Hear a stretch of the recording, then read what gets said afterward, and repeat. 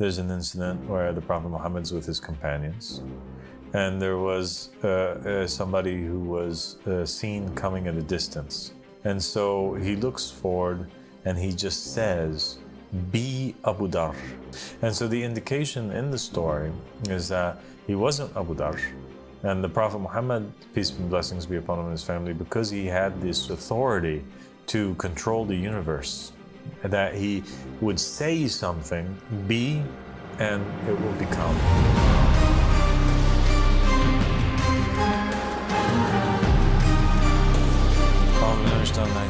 Bismillahirrahmanirrahim.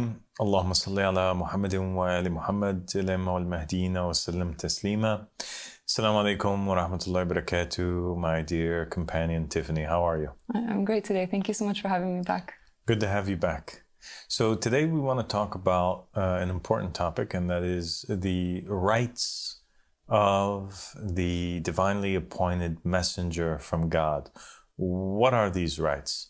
And I think in order to understand it, we're going to have to once again go to the scripture from Judaism, Christianity, and Islam, and also take a look at the stories of the prophets and the messengers from the very beginning till now. I think that the defining moment is in the story of Adam.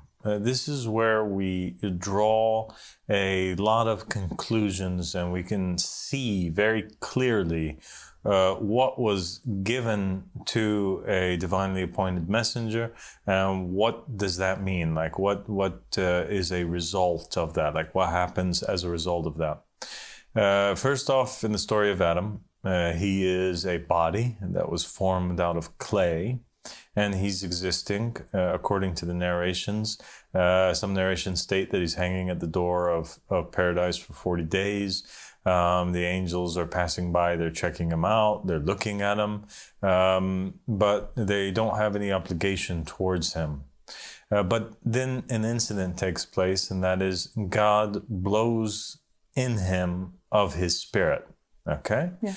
So what does that mean, that God blows in him of his spirit? In another worded way, it's that God placed the Spirit of the Lord upon him, or the Spirit of the Lord came upon Adam. Yeah.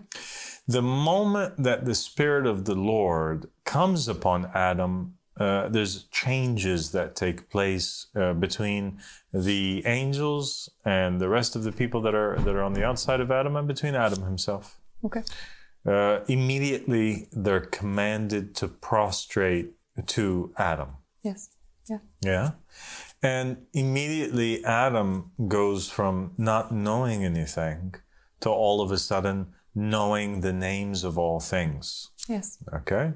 And so now we know that once the Spirit comes upon somebody, that it's accompanied by certain powers and certain authorities. Yes. Right? Mm-hmm. And one we could call the al-wilaya al-tashri'iyya. Okay? Al-wilaya al-tashri'iyya means he has the jurisprudence authority. Okay? Okay. And that's loosely it's loosely translated as that. And what it means is that all of the commands that Adam gives become obligatory, and the commands that Adam gives are basically the commands from God. Yeah. Whatever Adam tells them to do, it becomes incumbent upon them to do, and therefore he has the jurisprudence in his hands. Okay. Okay? Yes. Makes sense, right? It does make sense, yeah. The other authority, which we can draw from this story, is something which is called al-wilaya at-takwiniyya. Al-wilaya at-takwiniyya means like formative authority, or authority over the universe. Okay. And it's basically the authority to say to something be, and it is. Okay. And we see this clearly in the Bible, when we understand the nature of how Adam told things their names, or told the angels what the names of things were. God, basically tells Adam to name them whatever he sees fit, and whatever he sees fit to name them, it became their name. Wow. Okay? Yeah. So now he has two types of authority. Authority to give commands and implement laws. He's the one that's making it. It's in his hands, and all of it is from God, because it's the Spirit of the Lord that's ultimately influencing his actions. Yes. So it's not like Adam is just making these laws from his own self, because if he was making these laws from his own self, then he would have this authority before the Spirit of the Lord comes upon him. Yeah. But because the Spirit of the Lord comes upon him and then he has this authority, then it's the Spirit of the Lord actually who's working through Adam to implement these laws. And it is the Spirit of the Lord through Adam that is influencing his choice on names and to call things certain things. And to say to something, be, and it is. Right? He calls it a horse, and it becomes a horse. A horse is its name. Wow. He says, this is a bear, and bear becomes its name. So the words of Adam become binding. Okay. I mean, that's a huge authority when you think about it. It is a huge authority. Okay, so is it limited to that? And now what does it mean? In terms of the rest of creation, and what are some of other examples of the authority being used or being put into practice or exercised by the rest of the prophets and messengers? We find, Tiffany, throughout the Hebrew Bible, with the divinely appointed priests and kings and prophets, we find that it happens so often that the narrative goes along, something along the lines of, like it did with Saul. Saul is out one day, he's looking for his father's sheep, and he comes across Samuel. And Samuel, at the time, he was going out looking to appoint, being led by the Spirit, looking to appoint he who God would make the next king over Israel. And when Samuel sees Saul, he identifies him and knows that this is the guy who's going to be the next king. And then they go and they sit and they have a chat. Saul never met Samuel before. They didn't even know each other. Yeah. And they have a little talk, and then what happens?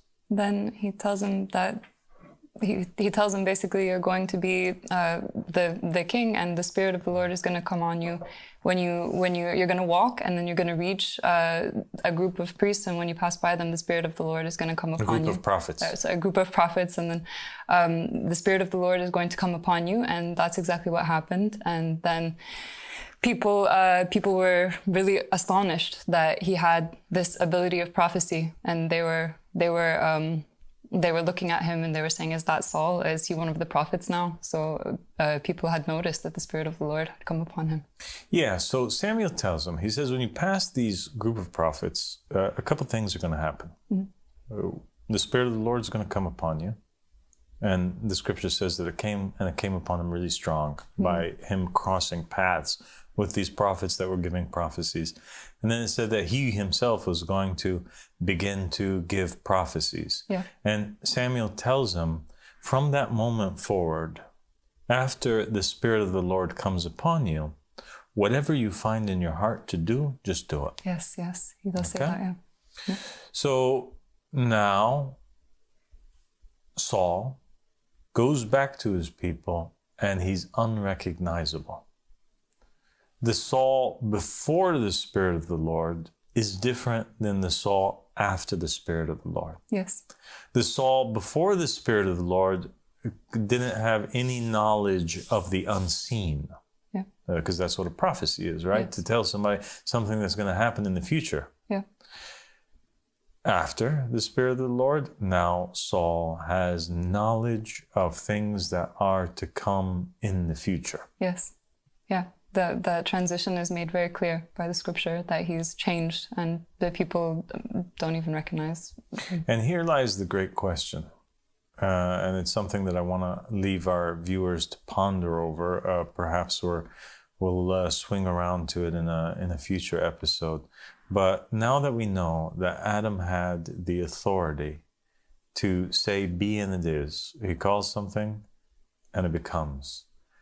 The prophecies itself that were given by the prophets and the messengers, were they always premonitions, where they were shown things that were going to happen in the future? Or were they words that were spoken by the messenger, inspired by the Spirit of the Lord, that because they spoke it, it became fact? It would happen. The words of the prophet or the messenger, God would never allow to fall to the ground. So they would speak and it would take place. Wow, and it would become truthful. And it would become truthful. Wow. And that was, by the way, one of the reasons why the people recognized Samuel as a prophet. There's a verse in the scripture that states that the people saw that Samuel's words always came to pass. And so they recognized and accepted that he was from God because of that, because they saw that every promise he made was true. Every prophecy that he told happened. Wow. That's so fascinating. This connection between the messenger of God and God, that it works together. The spirit that's inside of them ensures that what they say is truthful and comes to pass. That's beautiful. So now we see that Saul, just like Adam, he does not need to be educated by his predecessor. He does not need to be educated by Samuel. He just has one little chat with Samuel. And then after the Spirit of the Lord comes upon him, Samuel feels comfortable enough to tell him, hey, whatever it is that you feel like you want to do inside, just do it. Wow. So that means that there's kind of like a dissolving of the will of the person that the Spirit is upon. And it becomes a thing where they do not will anything except that God had willed it. So their will becomes the will of Allah subhanahu wa ta'ala. Well, it makes sense that it must be that way. And it's interesting too, because there's a verse of the Quran that basically says, وَمَا تَشَاءُونَ إِلَّا أَنْ يَشَاءَ Allah. And you do not will except that it was the will of Allah subhanahu wa ta'ala. Wow. And the Muslims, they have differed upon the interpretation of this. And the Ahlul Bayt, the people of the house, are the ones that had to clarify the meaning of it. Some people said that the meaning behind this verse, and you do not will except that God wills, is that, you have to make sure that you always say, inshallah, if God wills. Yeah. Okay? So you never say, I'm going to do this tomorrow, without saying, inshallah, after it. That this is the meaning behind the verse. Other people have gone to say that it's just a general thing, like for all humanity. That all human beings, they should will, and in the end, it's the will of Allah subhanahu wa ta'ala, that happens, and that we shouldn't want anything to take place except for the will of God. And it kind of almost sounds like they're saying that the will of all of humanity and all the time is the will of God. And the Ahlul Bayt, they clarified, and they said basically in a hadith, the Imam says, one of the Imams said, and since when were the people united in their will in order that their will be the same as the will of God? But by Allah, this verse is about we, the people of the house. Oh. For Allah subhanahu wa ta'ala has made our hearts containers for the will of God. Oh. Whenever He wills something, we will it. And whenever we will something, He wills it. Wow. Okay? Yeah. So the Ahlul Bayt, they clarify that a divinely appointed hujjah, or proof, a divinely appointed imam, which would also apply in the case of a prophet, a messenger, a king, the will that's placed in their heart is one which is inspired by that spirit which comes upon them. Yes. Wow. I mean, that's very clear. Yeah. And then we have the story of David. And in the story of David, almost the same thing happens. Almost the same conversation takes place between David and a prophet who was alive at that time, and that was Nathan. Yeah. You know, Nathan, after the anointment of David and his appointment of king over all of Israel, he basically tells him that whatever it is that you find in your heart, go forward and do. Yes. Yeah. He does say that, yeah. So the Spirit of the Lord, like it was in Adam, like it was in Saul, is now blown upon David, and no prior education is needed. And David was just really like a shepherd. Yes. He was not boy, trained to be a king. Yeah. And he is told to go forward and do whatever it is that he wants to do. Yeah. And that's what makes actually the rule of David quite famous in the narrations of the Ahl Bayt alayhim salam, because he's famous for ruling through divine inspiration. Yes. He's not ruling through a jurisprudence. Some of the prophets and the messengers, although all of them had the Spirit of the Lord upon them, some of them, they just implemented, they had a Sharia jurisprudence, laws that were given to them by God or given to the previous prophet or messenger that came before them, and they just worked by those laws. Yeah. Okay? Okay. And there were other prophets or kings like David that would kind of set aside those laws and would rule through whatever it is that God placed in his heart. Okay.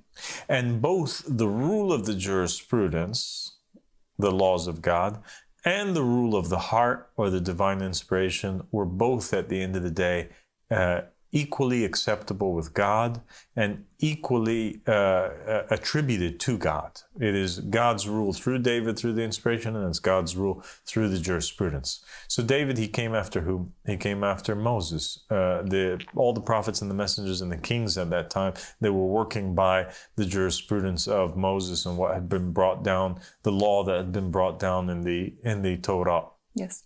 Okay? Sometimes David, if he wanted to, he could have his judges, or he himself could rule by that which Moses had brought down from God. And other times he didn't need the witnesses. He would just judge by whatever it is that he felt in his chest. Yeah. Yeah, absolutely. He did have that authority for sure. So could we say then that one of the things that takes place, or one of the rights of a hujjah, or and a hujjah means basically somebody who's divinely appointed. One of the rights of a hujjah is that he can disregard the jurisprudence. Yes. So the person who has in him the Spirit of the Lord and whose heart is a container for the will of the Lord is above the jurisprudence. And it's not that the jurisprudence is above him. Right? Yeah. And I think Jesus clarified this, didn't he? Yes. Why don't you tell our viewers the story of Jesus? Okay. Jesus famously clarified that that he, as the man sent by God, was not restricted by the jurisprudence. There's this story that happens where he and his disciples are passing through a grain field, and the disciples get hungry, so they take some of the pieces of grain and they start to eat it. And it happens on the Sabbath. And the Pharisees come up and they say, your disciples are breaking the Sabbath laws, because the Sabbath is the day where you're supposed to rest and you're not supposed to do any work. So they were saying that by taking the grain and eating it, this was doing work and it was breaking the Sabbath law. So Jesus said, he referred to a story that happens in 1 Samuel, and he said, haven't you read what happened with David when he and his men were hungry, when they went to the temple and they ate the consecrated bread, even though it wasn't lawful for them to do so?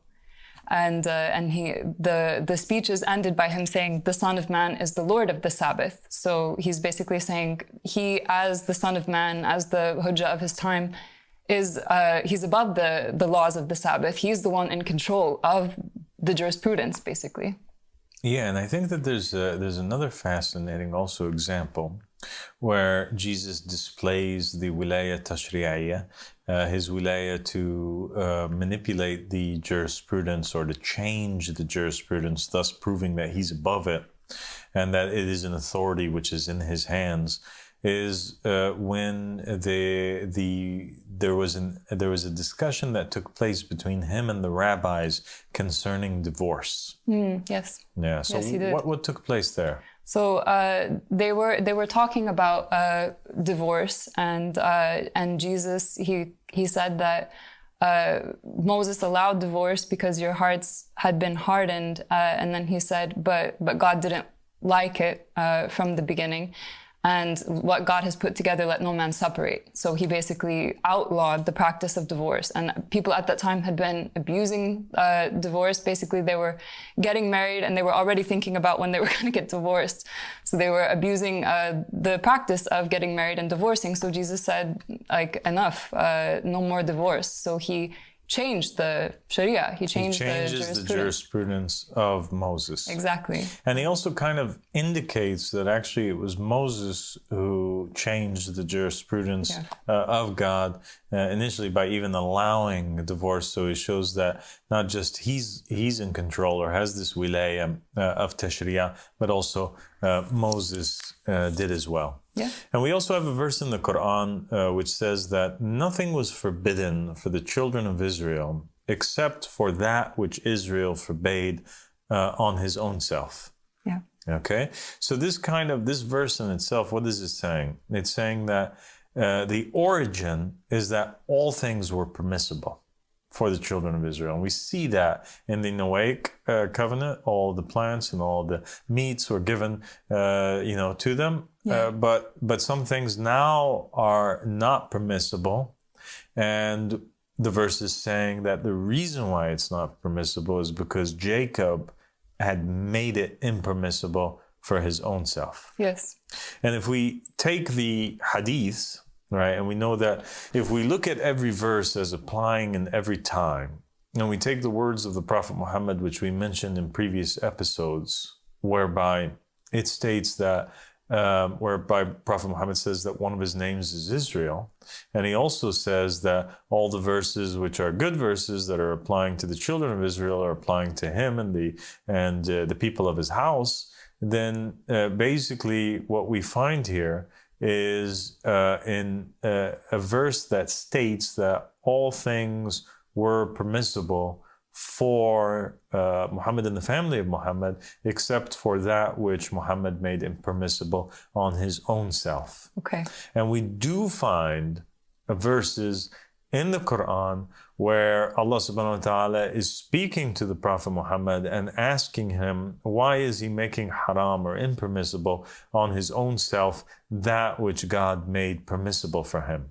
Okay. Whether it's talking about his desire to marry the wife of his adopted son Zayd, or whether it was talking about when he made the honey impermissible on his own self. These were God is telling him that he's basically doing this, which shows that the Prophet Muhammad, just like Jacob, just like Jesus, just like Moses, just like Adam, they have this authority to make things halal and to make things haram.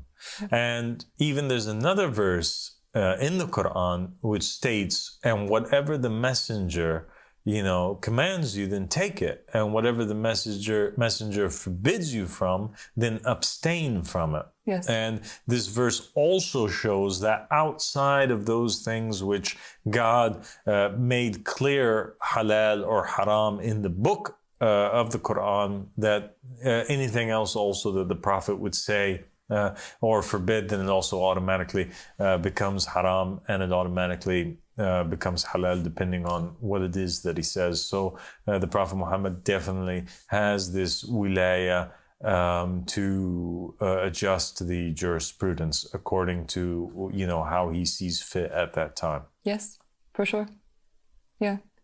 I mean, when you put all these examples together, it's really fascinating because I feel like it makes it so clear how important it is to have the proof of God, because he is like a living, breathing manifestation of God's will and of the jurisprudence. And God's Spirit. And God's Spirit, exactly. So, I mean, if you have a book versus a living, breathing manifestation of God's Spirit, what's better? I think it's very clear that it is more important to have the proof of God of the time and to hold on to that, because in doing so, you're holding on to God.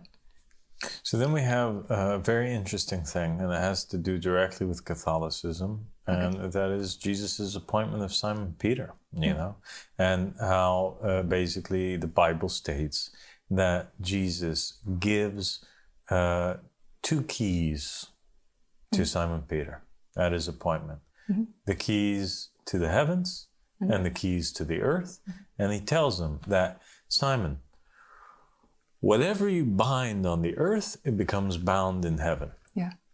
Right? Yes. And how do Catholics understand this? How do Christians understand this? Exactly as you would think, that he's in whatever his ruling is on earth, that means that it's the ruling from God. So he is the one in charge of the rulings from God. He's the one in charge of bringing forth God's will. He's in charge of the jurisprudence, basically. It could be read in 2 different ways. But both of them really, in the end, they pour into the same glass, which is that, like, whatever Simon says, that's what God wanted it to be. Yeah. Or whatever Simon says, God accepts that and he makes it to be. Yeah. All right. So Simon has the ability to say to something, be and it is. Yeah. Just like Adam when he said, this is a horse, and then God accepts that this is the name, it's a horse. Yeah. Right. Yeah. Or you could read it that God inspired him through his spirit to choose the name, the horse. Yeah.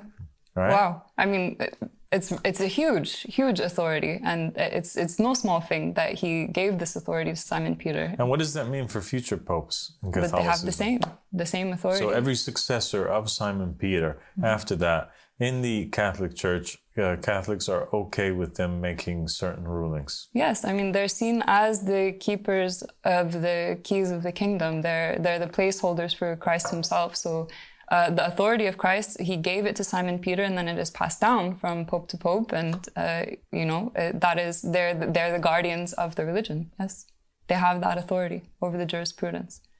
Yeah. What about...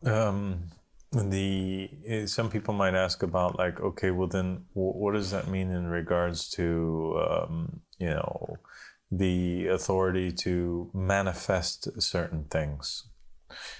We find that in the hadith of the Ahlul Bayt alayhim salam, there's an incident where the Prophet Muhammad's with his companions, and there was somebody who was seen coming at a distance, but they couldn't identify who he was. He was coming from far away. And the Prophet had been waiting for the arrival of his companion, Abu Dhar. And so he looks forward and he just says, "Be Abu Dhar." Okay? And the man approaches, and as he approaches and they begin to recognize who he is, he really was Abu Dhar. And so the indication in the story is that he wasn't Abu Dhar. And the Prophet Muhammad, peace and blessings be upon him and his family, because he had this wilaya takwiniya, this authority to control the universe, that he would say something, be, and it will become. Just like God would say to something, be, and it will become. And it comes from the verse in the Quran in which God is describing the manner in which he creates and he manifests things, and it says in there that it's only his command that he should say to something, be, and it becomes. That this is how he controls everything. He just wills for it to be and speaks it, and then all of a sudden it becomes. Wow. And we have narrations from the Ahlul Bayt which clarify that this authority of being able to say to something, be and it will become, is not exclusive to the absolute God, but rather it is a gift that can be extended to creation. Yeah. And there is a hadith Qudsi in which God is speaking to his servant, and he says, my servant, obey me. Obey me, and I will make you like me. I say to a thing, be and it is, and I will make you say to a thing, be, and it shall be. Okay? Yeah. That's fascinating. My servant, obey me, and you will be like me. I say to a thing, be and it is, and you shall say to a thing, be and it is. So this authority in this hadith is shown to be one that is granted to all those people that are obedient to Allah subhanahu wa ta'ala. If they reach to a certain state where they no longer have a will, and their will dissolves into the will of God, and all of their actions is only the obedience of God, then they will receive this gift from Allah subhanahu wa ta'ala. And we know that it is the hujjas that have successfully done this thing and reached that level where they have dissolved completely, and their will becomes the will of the Almighty, because the Spirit of the Lord is above them. So, what other authorities then would a person who has this wilaya takwiniya, besides speaking and saying to a thing, be and it is, like how also can we understand this, and what are evidences or proofs upon that? Well, in the hadith of the Ahl Bayt, it becomes clear that the person who has this wilaya takwiniya has, or this universal authority, has the ability basically to control the universe. They command everything. They have the same authority of God. To say to a thing, be and it is like the ultimate icing on the cake, but they have with it, basically they control the sun, they control the moon and the planets, they control the sustenance, they control the rain that comes down, they control when people are born, when people die. All things are in their hands. And people might at first, when first hearing this, they'll say, oh my God, this is shirk. It doesn't even make sense. But it kind of does make sense. And the proof in that is the fact that we do believe in Christianity, Judaism, and Islam that, and we have many narrations which state basically that the sun moves because there are these angels that are in control of it and they cause it to move. The earthquakes in the land that take place, it happens because there's these angels that are appointed over it, and so they push it. When people die, they die because God sends the angel of death to take their souls. So God is above doing directly these things. So when he wills something, his will manifests in the form of an angel, and the angel is the one who implements the will of God. Yes. Right? Yeah.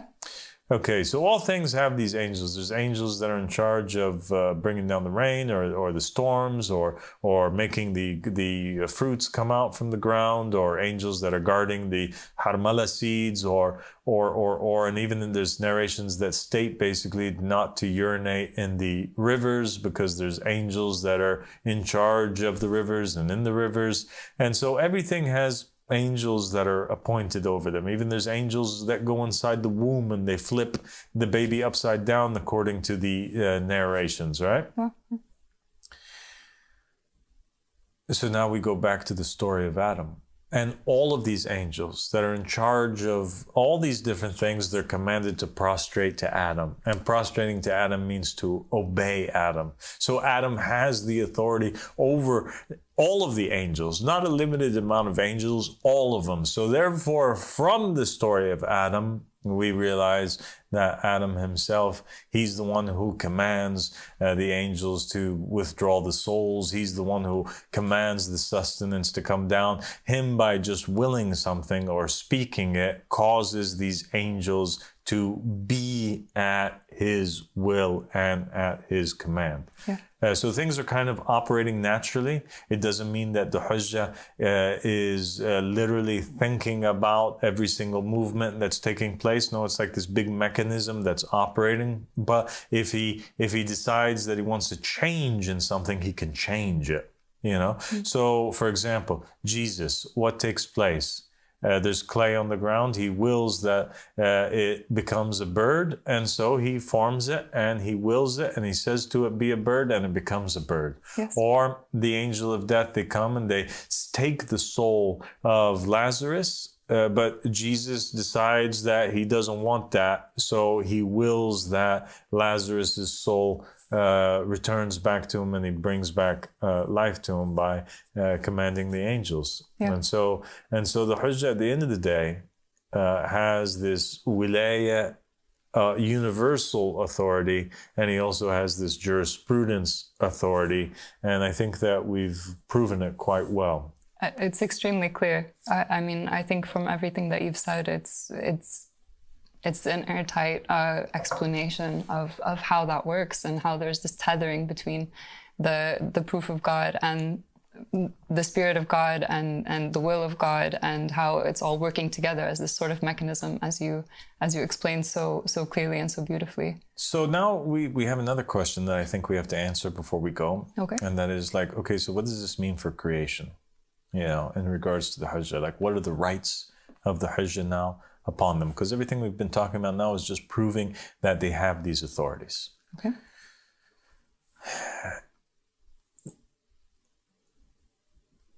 The hadiths of the Ahl Bayt in Islam are very clear that,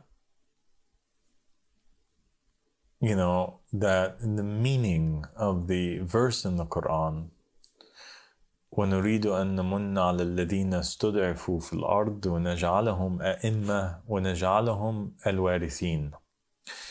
And we want to grant our favor to those who were oppressed in the earth, and to make them imams and to make them inheritors. That this verse is about the Ahlul Bayt. The family of Muhammad is oppressed in the land. God wants to give them his favor, and so therefore he makes them imams. He raises them to this high station, and when they become imams, they inherit the earth. The earth becomes part of their inheritance, and they inherit the earth and all that which is on there. And when you inherit something, you own that something. And so it becomes understood that the authority, the rights that the Imam has over the entire planet and all of creation is that of an owner. He owns it. It becomes his property. He is the owner of the farm and the cattle and the sheep. Jesus is the shepherd. He's leading sheep. The sheep are the believers. Yeah. But does the shepherd own the sheep? Yeah. And we find in the Bible that Jesus says, what does he say? He says, whoever prefers their father or their mother over me are not worthy of me. Yeah. Because Jesus is saying that his rights over the people are higher than the rights of a mother or a father. And a mother or a father, they own their children. And even in the Islamic jurisprudence, a father can be charged with murder if he kills anybody except for his own child, because his own child is seen as his own property, as his own self, and you can't be charged for killing that which came from you. Yeah. Yeah. Right? Yeah, he is making it clear that his authority is above that. Yeah. And the Prophet Muhammad also, he said the same thing when he said, me and Ali are the fathers of this nation. And when he was standing in front of the tens of thousands of Muslims, and he said to them, in the Ghadir, he says to them, do I not have more of a right over yourselves than you do? So his right over them is more than an individual's right over his own self. And when we look at that and we examine that statement, that's like saying that I, because I'm existing in this body and what I do with it and what I do with my time and my day, this belongs to me. I own it. I'm the only person who owns it. But the Hujjah owns it more than I do. Yeah. Well, then he owns me. Yeah. And he owns my time. And he owns my energy. And he owns my body. And he owns everything that has to do with me. Yeah. Right? Yeah. He could send me out to war. He could use me to do this task or that task. He can command me, and I'm obliged to obey him in whatever it is that he commands, in the same way that the angels were obliged to obey Adam, because the angels are spirits, and the spirit of the Lord that's in Adam has more of a right over the angels than their own selves do. So therefore, the Hujjah has more of a right over people than they do, because it's not really about the Hujjah himself, but it's about the spirit that's within the Hujjah, and that is the Spirit of God. And so the Hujjah is given the same rights of God over creation. Yes. I mean, it makes sense. I don't think anybody would argue that they have more of a right over their own selves than God, you know. So, of course, the Hujjah, as the one with the Spirit of God, tied to the Spirit of God, he has the rights and the authority of God over creation. It makes perfect sense. And he can do whatever it is that he wants to do. And no matter what he does, it's never considered to be wrong. Yeah. And I think that this is shown very clearly in an example in Surah Al-Kahf, when we're talking about the story of Zülkarneyn. Okay, so Zülkarneyn is this king/prophet. He's receiving communications from God, okay? And in the verses from the Quran, it keeps saying that, and we told Zülkarneyn, and we kept saying, oh, Zülkarneyn. So God is speaking to Zülkarneyn, so clearly he's a prophet, he's a Hujjah. And he is given authority to travel throughout the universe. Yeah. All right, so he has this universal authority to travel throughout and go from one place to another, from the east to the west, mm-hmm. right? From the north to the south. And Zülkarneyn comes upon some people. And when he comes upon these people, these particular people, he comes across several people, but these particular ones that I'm speaking about, God tells him, O Zülkarneyn, as far as these people, you can either torture them or you can be nice to them. Well. Wow. That's a really heavy meaning. Yeah. That means that God is giving Zülkarneyn at that moment, who just encountered these people, and God's saying, look, they're yours. Yeah. Do whatever it is that you want to do with them. You can either torture them or you can be nice to them. Either way, it's all good. Wow. That means it's a huge authority. It is a huge authority. Yeah. And what does Zülkarneyn choose? Zülkarneyn says, then my decision is that whoever is good, I'm going to deal with them nicely. And whoever is bad, I'm going to make them return. I'm going to punish them and make them return to their Lord, where they're going to receive a greater punishment.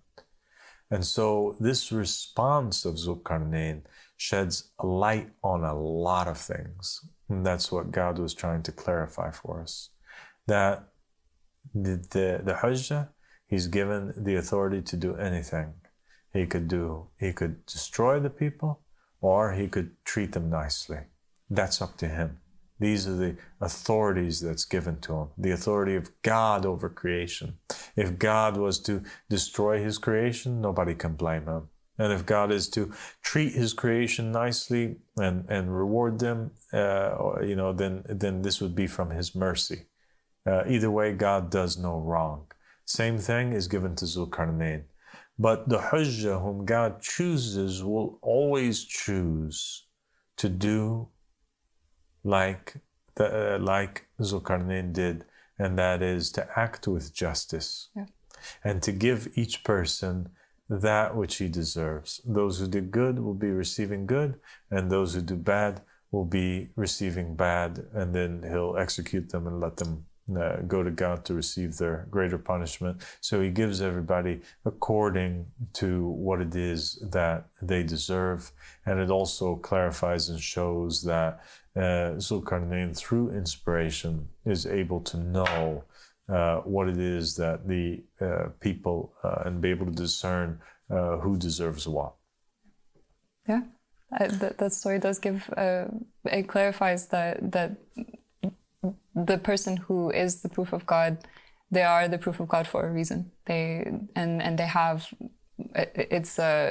are one with that spirit. So they are justice, and that is clear. Yeah.